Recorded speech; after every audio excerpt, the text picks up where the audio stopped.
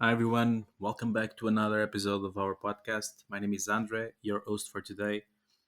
Today, we'll speak about how hard is it to plan nowadays. Today, with the current uncertainty we have in the world, from pandemic to changes happening with remote work, all the hybrids, all the technology, and all the impacts that those represent, the instability with the downturn, an economic downturn, and much more.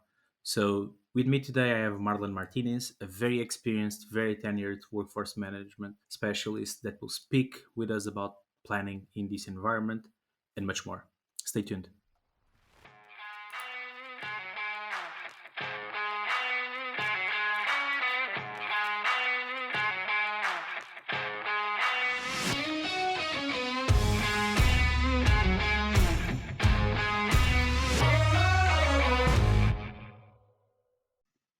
The episode today is sponsored by Playvox, Workforce Management Essentials for the Modern Contact Center. But more on that later. Everyone, thank you, Marlon Martinez, for being here today. I know it's early for you, but it's a pleasure to have you on the show. I have to say personally, before we start anything, say thank you because you have been one of the good contributors to our blog, to our Telegram groups, to WFM in general. And I think you have very good learnings that you shared with people over these last year. So, a public thank you and welcome Of to the course. podcast. No problem. Thank you, Andre. Actually, it's my pleasure. I definitely believe in giving back and definitely believe in helping everyone, with the knowledge I've gained over a decade in doing WFM. For sure. I don't mind sharing. Thank you so much. And I have to say, we were trying to get this podcast going for a while, so it's even better for me we because were, we after a were, while we cracked it. Before anything else, and I wanted to kind of like give a word by starting with a simple question. sure. In your own words, what does workforce management? Well, it's a good question. I mean, workforce management to me um, should be called customer experience management. And the reason why I say that because workforce, being managing staff, making sure we have the appropriate amount of staff to meet service levels, et cetera, I think is just one part of the equation. I think that, the main objective that workforce management or workforce analysts try to accomplish is to make sure the customer experience is great. And I think workforce management has evolved quite a bit over the past, it's been over a decade. I'd say about almost 15 years that I've been doing workforce management. And I've realized that the workforce management cycle is not just, managing the staff and schedules and vacations, et cetera. It's the whole cycle and experience. So everything from the customer picking up their phone, whether it's, landline or whether it's a cell phone, everything from ensuring the right landing pages are set up on the company website, ensuring all the flows of the website go to the right areas, making sure all the toll-free numbers are properly routed. So I think workforce management has evolved to be involved in a lot of those areas. So Mhm. not just, the planning of the staff, but, working with the IT departments, working with marketing departments, working with all the departments that connect all the pieces together for the customer to have a very good experience. So in my 15 years of doing workforce management, I think my main objective for workforce management is to really try to focus on the customer experience. So, manage the workforce is one part of it, but I think workforce management really has to, think outside the box a lot and put on a lot of different shoes to make sure that we're involved in the process. Everything from the customer picking up the phone, going on the website, all the way through to the staffing planning, vacation management, and even, the other digital channels that are available like social media, chat. I think workforce management has evolved to be like the one-stop shop of the customer engagement experience and the customer experience if you must. Yeah, and I totally agree with you. I think it needs to hold ends together. Like in the end of the day, the success of both is the same. So they are both on the same boat, trying to reach the same place. So I think it's a very important one. I wanted to pick a bit. Like you mentioned this just before. We have loads of experience. You have been doing work in this industry for a while. I wanted to ask more a curiosity question from my side. I hope everyone has the same curiosity. Like you worked on Mhm. very different fields, very different industries. So I know you work in logistic, like at least logistic companies, different other companies that do other stuff. Which one for you was the hardest one to plan for? I would say Probably the most recent one, Rogers, or, not to get into too much specifics, but Rogers is a big telephone or telecommunication company. They do cable, they do internet, Hmm. they do cell phones. And I think that was one of the bigger, tougher ones because of the complexity of the company. I mean, billion-dollar company, lots of different offerings, I guess you could say. They offered cable services, cell phone services, Hmm. business services, and they had thousands upon thousands of agents, right? So we had to, deal with, internal agents and also external third-party agents, via vendors. And that was fairly complex because we had to deal with vendor management. We had to do, handle the internal agents and then also deal with third-party agents. So we're dealing with multiple sites, multiple lines of businesses, et cetera. So I think one of the most challenging was Rogers for sure. In telecommunication, I just think because of the scope of the company, right? I mean, I've dealt with other companies like I worked with DHL, I worked with a gas company doing energy Hmm. management, and their customer bases were big. But I mean, I think that probably the biggest company I worked for was Rogers and having millions of customers. And I think Yeah. that's where you really see workforce, at its best, because you're dealing with thousands of moving pieces and thousands of people Hmm. and customer behaviors, agent behaviors. And I think it's probably where I learned quite a bit of what I've learned these days, and how to Hmm. manage the customer experience. Was Rogers a great company, good to work for. We Yeah. just parted ways during the pandemic, but I think that that's where I picked up quite a bit of my experience. Yeah, and I think it's a good point because that complexity normally is what gives a lot of struggles to many of us within the FM industry, and I think it's good to have you to share because I think it's actually refreshing to talk about that. I wanted to pick your experience about planning, and it's kind of like the main focus of this conversation. I really wanted to revolve around planning, but I Mhm. wanted to touch from different perspectives, and I wanted to start with your opinion. So nowadays, and you have been here for a while, so used to be just phone. We got email, we got tickets, we got social, and you have been one of the most vocal persons about common mistakes around social challenges. Like we had the pandemic, we have like a possible downturn with recessions, and all the events that are eating that really hurt how we plan because it's just unexpected events or different ways of planning. And I wanted to have a bit on you about like how do you think that the challenges around planning have been evolving over time, especially with so many different landscapes, more channels, events that we cannot control, things that are really hard on our clients. And I wanted to get your thoughts around how hard is it to plan That, nowadays? that's a very good question, and I think it all stems down from the majority of the problems I see with most call centers and most organizations is they have the mentality of if it's not broke, don't fix it, right? A lot of organizations, I think, don't want to invest in technology and don't want to take a leap to different ways for customers to communicate with them because of either the cost associated with it or the complexity of setting up a new system and going from what they're used to. It's almost like a lot of the companies that I've worked for and known and other colleagues I've worked for are in such a comfort zone that they're scared to try new things and try new platforms and to kind of evolve their business to support the customer experience and the customer better. So one example I'll give of this is years before the pandemic happened, and I'm not tooting my own horn here, but I felt like I was kind of like a workforce Nostradamus, right? The company I work for, I won't go into specifics, but it's a large company. And I was really, really pushing, I think it was all the way back in 2014 or 15, pretty much when I started for that company, work from home. And the reason why is because a lot of what I saw when it came to dealing with third-party vendors, for example, was the vendors that had already set up their agents to be working from home and on site. So they had both. They had a desk for Yeah, them to be already at the hybrid site. models. Yeah, Right. Hybrid models already. The hybrid models were started over a way decade back. ago. If they were the earliest ones trying it out, and in 2014, 15, they were the ones who were pioneering it already.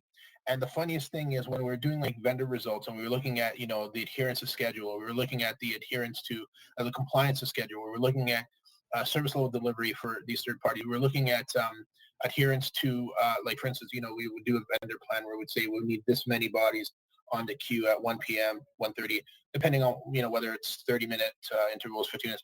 We would give them a plan, and we would also have a compliance standard for them too. So they would have to make sure they have a certain amount of staff on for every interval to meet they were the ones that were set up to work from home were always hitting their compliance targets. Were always delivering the results versus the sites that were on site, which was the weirdest thing because what I think was happening was that flexibility allowed them to have two triggers. The trigger of having the people in the office on site during the daytime hours and the trigger to call those same people when they went home and say, hey, do you want to do some overtime? Do you want to jump on and be on the queue?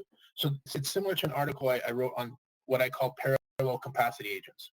So even Mm-hmm. before the pandemic, I think a lot of organizations should have started implementing work from home plans to have the ability to have, your agents arrive during the day, work, and then go pick up their kids, go home. And a good chunk of them would want to make a little bit extra cash, so they would jump on and take the opportunity to make some overtime and help you during those peak periods. So I found that those vendors that already had that, hybrid model before the pandemic hit were Yeah. delivering some of the best results. And so I think that's what is a problem in the industry overall. It's the adaptation. It's the thinking ahead and investing the money into the platforms and the tools that are necessary to, get the results you want. Mm-hmm. I think that, like even with work from home these days, I think that a lot of companies are feeling like, oh, well, we have to go back to the old non-hybrid way. We have to have our agents on site because we can manage the productivity. But a lot of companies aren't realizing is there's so many tools out there that can help with managing the productivity. You need to trust your employees. If you trust your employees, they will work hard for you. And then as an organization, as managers, as directors, you need to invest the money into the tools to measure the performance, right? Because no matter where they are, whether we're working from home or working on site, if you have all the tools, and I'm talking about like back office tools, counting emails, productivity when it comes to queue reports, like having all the reporting set up, Mm-hmm. having all the metrics in place to gauge the performance of an IA or even an offline back office representative to measure how many emails they're doing, to do things like time and motion studies. I find a lot of organizations worry about the micromanagement side of it, but don't put it in place the proper ways to measure their agent performance.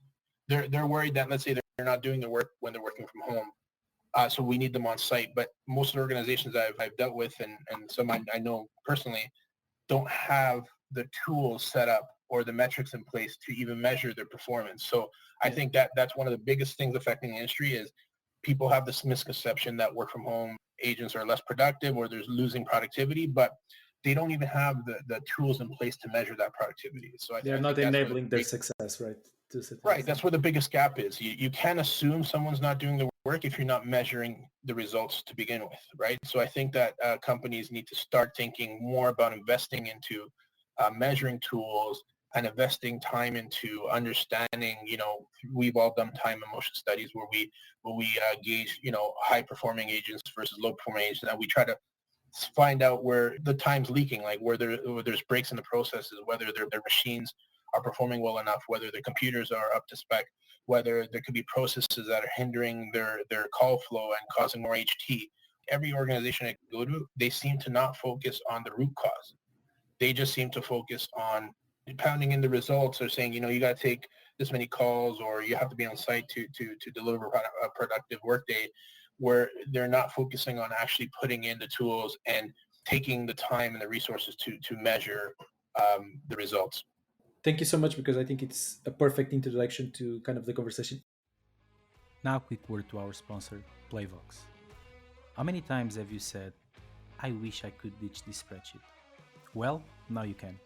With Playvox, cloud native, easy to deploy workforce management solution, you can increase efficiency, reduce costs while keeping an agile and happy workforce. Use Playvox to forecast, schedule, and manage your workforce in real time. Want to know more? Go to our sponsor page at pwfm.com or click the first link in the description. Now, back to the episode.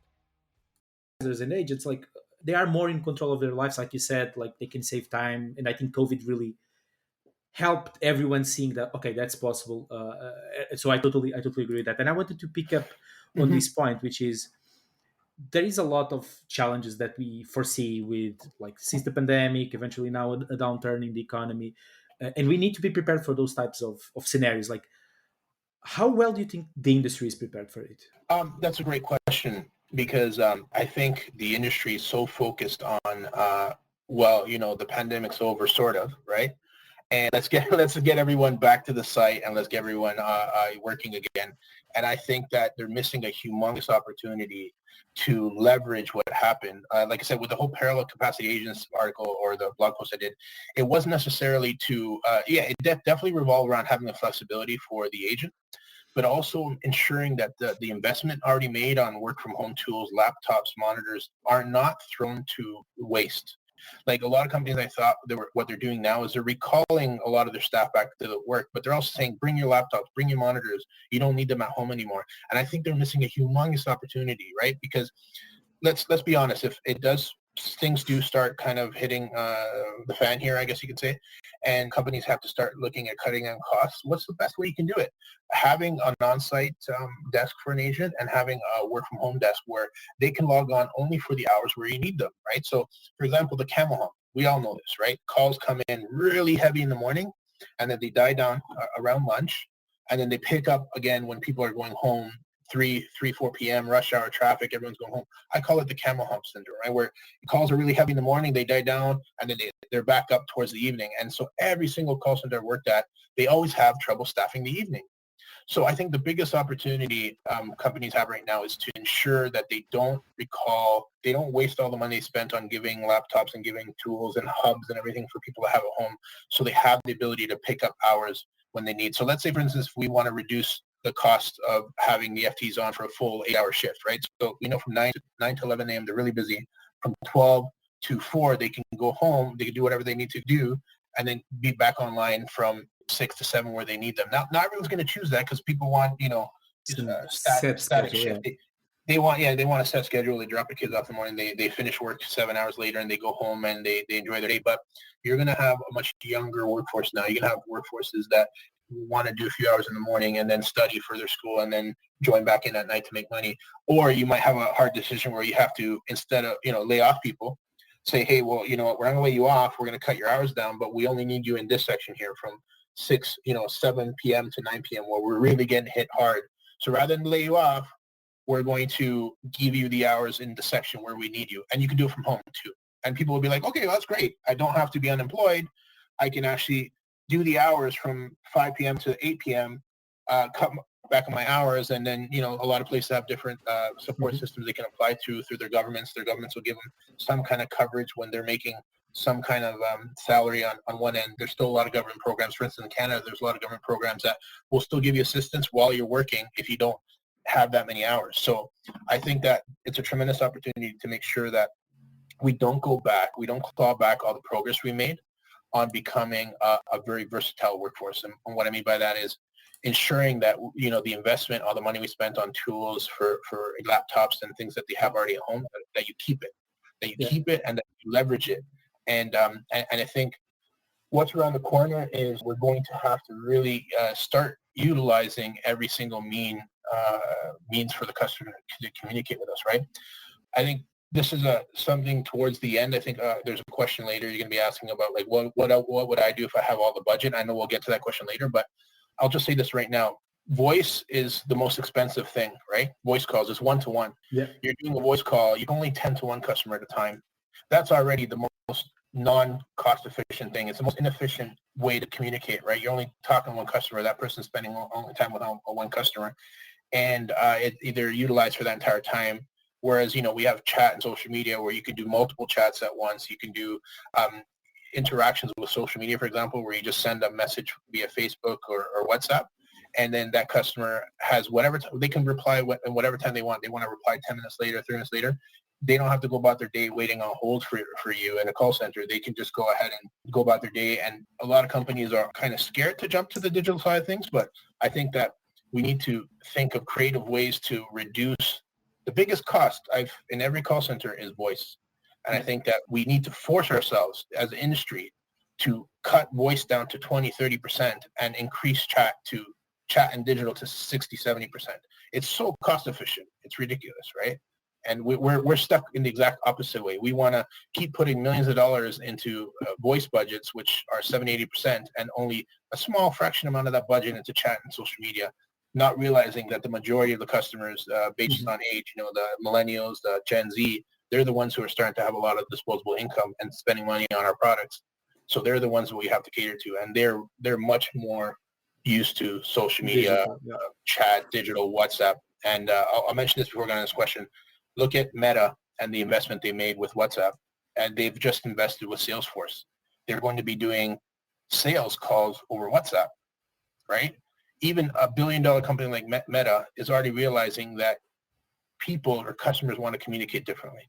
It's almost, I think I read like a stat, like 90% of the customers these days want more means to communicate with the company digitally and are more than happy to do business over things like WhatsApp. Yeah, and I think that's a very good point. We were speaking about the flexible shifts or parallel, like you mentioned it, and we spoke about what COVID did, which kind of like to a certain extent forced people on and keeping that investment. And I think it's a perfect segue to a point that I wanted to make, which is look about potential downturns. Like everyone is cutting budgets and thinking about different and creative ways to save costs. This is actually one a potential good way to reshift your investment and get those benefits on return on investment, as well as Absolutely. you made a perfect comment about if you already have the resources and you have people that can be flexible working from home, you have different ways of thinking your workforce that can give you the actual saving you need in terms of like adding more people just to for the sake of covering shifts, but you can be creative on that. Probably you are still making some savings on your budget, which is helping in the end of the day with all the economical situation we have. So it's just thinking about those things differently, I think, to a certain extent Absolutely. smarter. To continue on that conversation, because we spoke a bit about planning, and I wanted to ask about how critical do you think good planning is in workforce management? I think it's very critical. I think that when you're going back to the original question, what does workforce management mean to me? To me, it means the entire cycle, right? So I worked at organizations where you had multiple workforce teams, like you had one team doing capacity planning, one team doing short-term planning, one team doing real-time or frontline planning. I think the most effective workforce management team should do everything, right? So what's good planning to me is the whole cycle, because when you have multiple departments doing things, you tend to not communicate as effectively, right? So let's say, for example, where I used to work, we used to have a long-term department that would just handle the budget, that would handle, building the long-term forecast. But they would not ever meet with the people who would be doing the shorter term forecast. And then those people wouldn't meet with the people doing the same day or day of. It would be a meeting once in a while, and there was a lot of breakdown in communications. There was a lot of stepping on toes. There was a lot of confusion. So I think that a good planning process is for a workforce department to take ownership of everything, even from meeting with the tech support departments and working on call flow, all the way to working on the actual budget, working on the long-term plan, and then finessing that plan into like the shorter window, which is like the 90-day window, the 60-day window, 30-day window, all the way down to the 30-day window, and then the week of, and then doing launches and doing special programs, doing upcoming events. I think that the most effective planning, or the best planning process, is that a workforce department is one single whole unit, and that they take care of the whole process from long-term to short-term to real-time to that moment where the call comes into queue. So I think since different organizations I've seen work for, I guess the bigger the organization, it tends to be that entities of workforce are siloed. So Yeah, you have tech support that's siloed. They don't really talk to workforce. Workforce doesn't really talk to tech support. Or they do, but through tickets, so they don't really meet up yeah. very often. Then you have workforce that might have like a long-term department, then a midterm, and then they have a real-time. I think having business intelligence department, a workforce department that handles the entire scope from A to Z. I think it's like Streamline the process a sending, bit. yeah, sending someone out to war without giving them a gun. Like they just don't, they don't have the tool. Like they don't know what's happening. Like they need to be given all points of information. I'll tell you, I struggle currently with trying to get information from marketing departments and trying to get information from departments that are very important to the cycle of planning and forecasting, but to get them to a meeting or to get the information to create proper assumptions for long-term forecasts, it's very difficult, right? So I think that if you want to have the best planning process, you should be meeting weekly with every single person in the organization that has anything to do with the customer experience. I totally agree about that. And I know companies that do kind of war meetings where they have like a representative from marketing, from service, which then they can discuss plans. I know most times the examples I know are more short term, but even that is a huge change in relationship Yeah, to the planning Yeah. cycles. And with that being said, and I think we touched on one because that's a very common one for everyone listening. That's a very common one, I think, across the board about not having enough details on either marketing campaigns, sales campaigns, wherever it's happening. So I wanted Right. to, which already is a good start, but like I wanted to ask you for your opinion about kind of like what kind of tricks or tips you have for everyone listening that can improve or help optimize their planning outcomes that you could I share. think that that's a very good point. I think that always thinking ahead, right? Always, you know what? Make sure everything connects. If you don't, let's say, have access to your long-term plan, get it. Get the long-term plan and study it, dissect it, and start making assumptions on the things that are going to happen way ahead of time, right? I think that a lot of organizations are way more reactive than proactive, right? So they react to situations that happen. And like I said, if there's a big disconnect between departments like marketing or IT doing like, let's say, releases on software and updates, and that could cause a major problem or a big amount of calls to come in. I think trying to centralize the information, right? So, as a workforce department, for example, if I was doing a plan and I was, our forecasts are heavily reliant on knowing what's happening, right? And not having that information, and then having the event occur and then having to explain, let's say to an executive like, oh, we got 30% volume today is because of this. And their first question would be like, why did you guys not know? Right. So I think the main thing is like not taking no for an answer and getting the information in a centralized source. So all your planners need to, work from one area. For example, what we did was we had like a SharePoint site and we had an Excel sheet that all the departments would go into, and every single department had an obligation to make sure they go in there and put in the programs that will be upcoming, the launch dates, and these departments were also responsible for not necessarily forecasting, but for giving us critical information to be able to determine a forecast from. Some would actually forecast. Some would say, hey, we're sending out 300,000 emails this day, and we're expecting each email to take this amount of time to tend to. And so as a workforce analyst, I'd go back in there and look at, let's say, our contact rate. So we have a million customers, for example, and our contact rate is Yep. 20%. So I expect 200,000 of those customers to call in every month. And then 30% of that should be email. And I would do the math to figure out how much of an impact those 300,000 emails should have from a volume perspective and from a handle time perspective. So I think just knowing that something's happening isn't good enough. You need to put time and associate time to it to be able to come up with an actual impact to what we call the FTE, the full-time Yeah. equivalents. Or so I think that's the main goal is your assumptions need to be backed up by real data. And if you're not assessing yourself, you need to reach out to whoever's providing you the data and get as many data points as you can to determine what that particular event will be about and how much of an impact. Because you might say, hey, we're sending out a million emails, but those emails are going to be about some kind of promotion, and you need to look at the last time it was sent out and how many customers actually emailed in about or called in about Or it. engaged. So Yeah. if the contact rate is only 1%, then you're only going to get 10,000 calls out of a million emails, or even less. Or you get where I'm going at here, right? Like Yeah. the assumptions have to be really well thought through, and then they need to be added to your plan.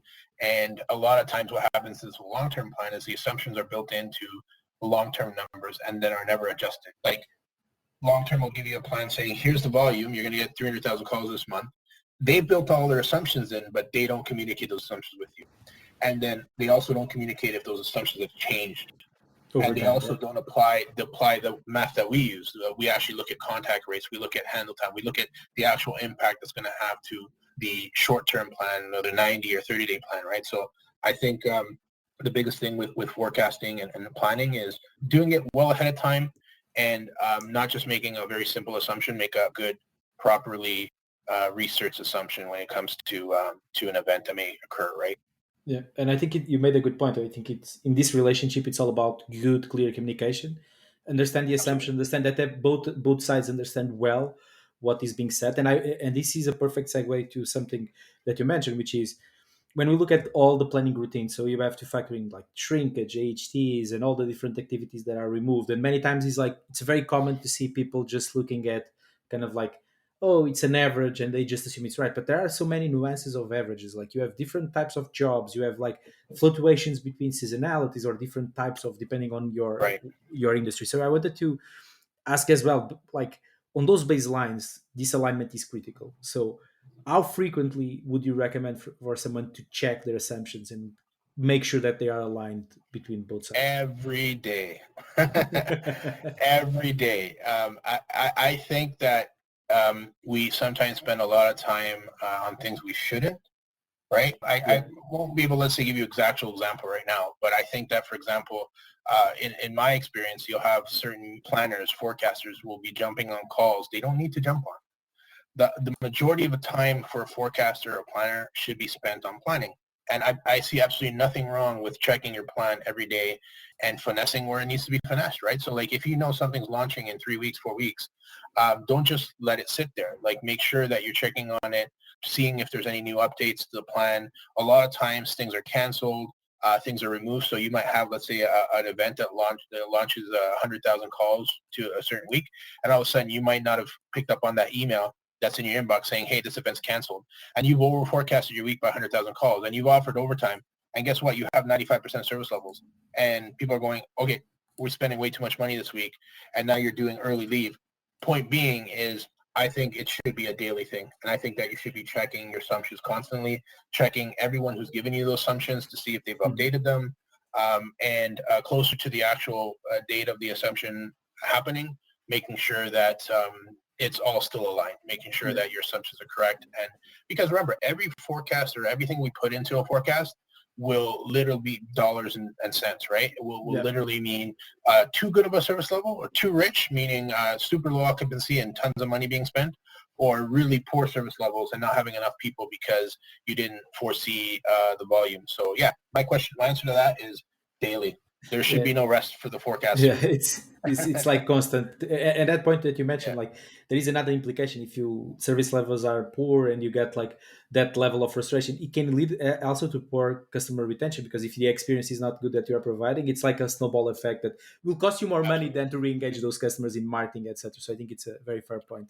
And Absolutely. I wanted to go back to one of the first things you mentioned, which is about having the right tools, enabling everyone. So I think this has a saying here, because many times we are planning for different scenarios, especially now with like people working from home, different hybrid methods, like not knowing exactly what to expect. But the truth is, like, investment in tools is really important, and we spoke about this before. And those can have a saying on those assumptions as well on planning. So it can help you lower HTs, it can help you getting your back office teams more productive, and I think it's super important. And I wanted to pick your brains about that comparison, because one thing is when we plan those scenarios, more strategy thinking, like we're looking ahead, like you said, and those are all good. But on reality, when you go to execution, everything can go wrong, and you need to measure those results. So, what would you say that are good practice to really look into what's happening, and really what metrics would you recommend looking at, how to measure the success of your plan? So, what would you share with your audience on that? Very good point. Well, I think that it comes down to what you were saying earlier, right? Like if you were going to build in your assumptions, and the most important one I think is the accuracy of the forecast, right? So I found that in my experience, again, if you have different departments that are siloed and you get assumptions from, let's say, a long-term department, or you get assumptions from marketing, a lot of us don't measure what, where, when, why, and how. Like we don't, we'll let the day happen, and then we won't go back and, like you said, revisit the accuracy of that forecast, right? So we might have, where that day or particular week falls within forecast and everything's fine, or we might have, one of those days be significantly higher than what was expected, and we tend to not do like the root cause analysis on what exactly occurred, right? Like what did cause that volume.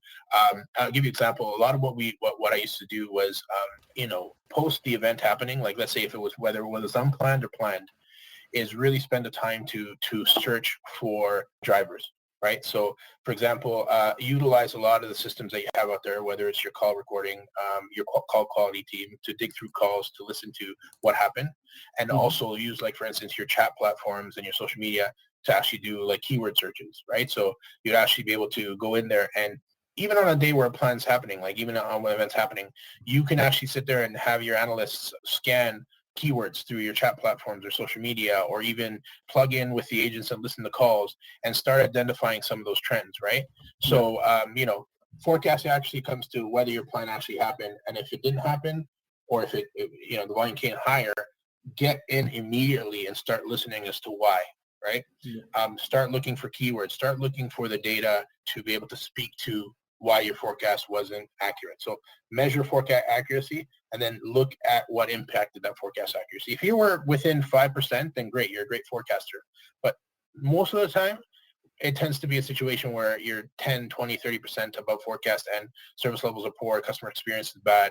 And, we'll blame the forecasters, but we won't spend the extra time to go back to see where in the chain it broke. Did marketing maybe not give us the proper estimate? Did we talk to call quality? Did we ask them to check to see what the customer is saying? Did we talk to the chat guys and see if they can do a keyword search to see what was the most common issue? You'd be surprised. Sometimes you find out it's actually nothing related to anything in the forecast. I think that not just letting it sit there, like really spending the extra time, because once the event's done, your forecasters be okay. Well, let's forecast for the next event. No, let's have a post-call analysis, and figure out what went wrong, what went right, what went wrong. Yeah, I agree with you. Marlon, we are kind of approaching to the end. So, the Sure. question is coming because we have been asking that for almost everyone that joins as a guest. So, no Right. budget limitations, like you are aware, time, resources, you can do whatever you want. So, what would be the one thing you would aim to fix in the WFM industry? That's a great question. I thought this one over before our call. And my biggest thing, if we had no budget and we could do whatever we want, is, again, spending money on tools. I think that commonly, I won't name names, but I'd say one of the biggest problems that I know some people I work with are facing right now is that mindset that the work from home is not productive, that we need everyone at the office. I do agree. We need everyone at the office occasionally, once in a while, to meet, greet, have meetings, have fun, right? But I think that in order to have happy employees, we need to have employees that felt like they're trusted. So we as organizations need to spend as much money as we can on the tools to measure. I think that we've gone away from really putting in money into giving managers, giving analysts the tools they need to measure the productivity.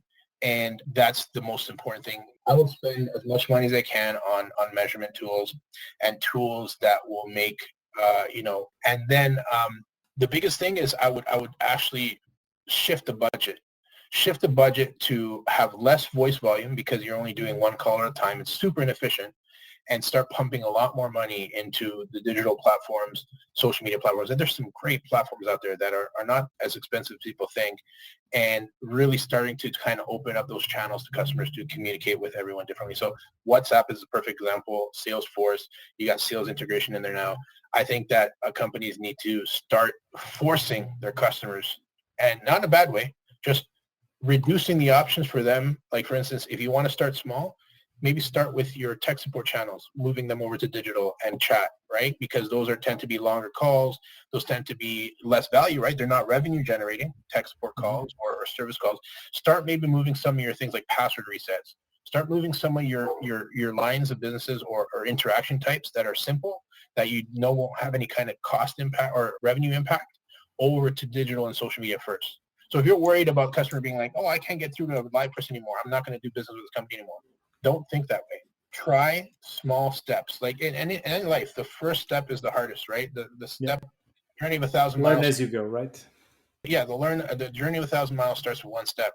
Companies need to start taking that step, starting to move volume from digital. I have, again, I'm not going to name names. I have companies that I know that aren't even making the first step to try to get a Mhm. chat platform and try to defer volume. So yeah, if I had no limits on budget, I would literally have a workforce team that handles voice, and start bringing in some super talented people. Wink, wink. That know chat and that know digital, and that can really, really bring that value to the table, right? Because it's the way we're shifting. Like, you can't deny that the younger generation, the old generation is retiring. They're not going to be calling you as much. The younger generation, they don't have time to waste. They don't want to sit on hold for 30 minutes just to Mhm. get a credit on the account for a disruption in service. They would much rather send you a WhatsApp message, a chat, or a social media message. Here's my problem. You take care of it on your time, not on my time. Time is one of the most valuable things, right, in life. As organizations, we need to figure out how we save our customers time. And having them call in and wait for 30 minutes to speak to one customer on a voice call is not saving them time. Marlon, thank you so much for your insights and thoughts. I think To everyone listening, I think you speak with a lot of passion about what you do, and you have Thank you. definitely loads of examples on different posts and different things you publicly shared. And I once more thank you for that, and it was Of really course, good to have you on this conversation. this was fun, Andre. Uh, I enjoyed it. I'd like to do thank it you so anytime much. again in the future for sure. Absolutely. Thank you. Thank you for Thank having you. me.